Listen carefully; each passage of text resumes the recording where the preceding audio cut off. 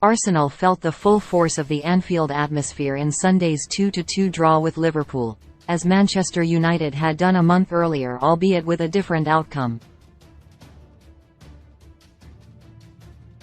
Even Roy Keane begrudgingly admitted after this weekend's match that the ground is a fortress.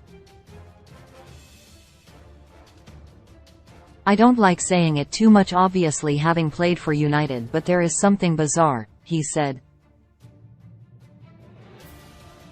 "The energy that's in the stadium, obviously the history of the club, it is very, very difficult." Old Trafford held a similar fear factor during Sir Alex Ferguson's reign. Seldom did a visiting team come away with a win, and if they did, it was a massive coup and cause for celebration. That dissipated after Sir Alex's retirement, and the likes of Burnley and Middlesbrough have walked away from the theatre of dreams with wins in the years since. However, Erik Ten Hag is slowly managing to turn Old Trafford into a crucible once again. United have not lost at home in the Premier League since the opening 2-1 defeat to Brighton, which in hindsight of the season does not look as shoddy as it first did given how high the Seagulls are flying this campaign. The Reds have not been defeated at home in any competition since the 1-0 loss to Real Sociedad in the Europa League group stages on what was a tacit evening upon the death of Her Majesty Queen Elizabeth II. Ten Hag's era was kick-started by a triumphant 2-1 win over Liverpool, with victories over Arsenal, Tottenham and Manchester City following. There must be another honourable mention for the win over Barcelona in February too.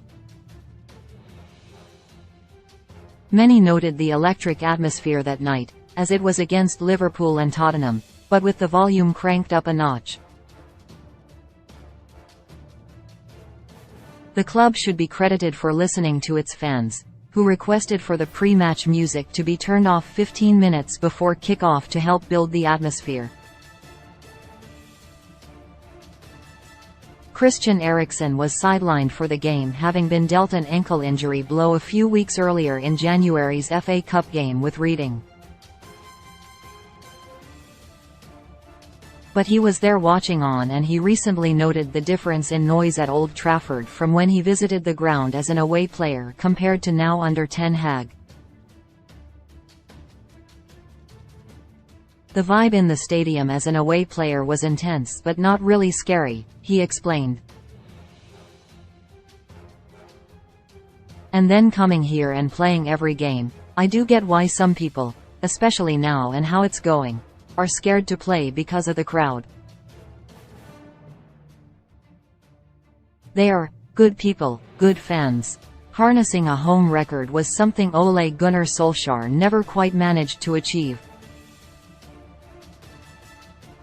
Admittedly, the unique COVID-hit season of 2020-21 saw spectators prevented from attending games, but that didn't stop United going on a terrific away run.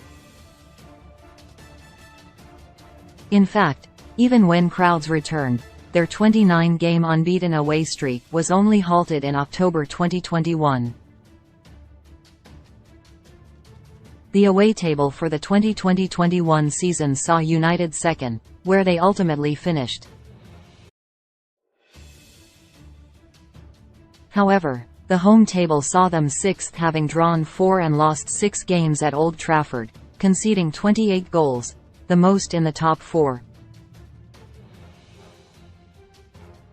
If Solskjaer managed to replicate the home form of Ten Hag, United may have pushed City closer for the title that season.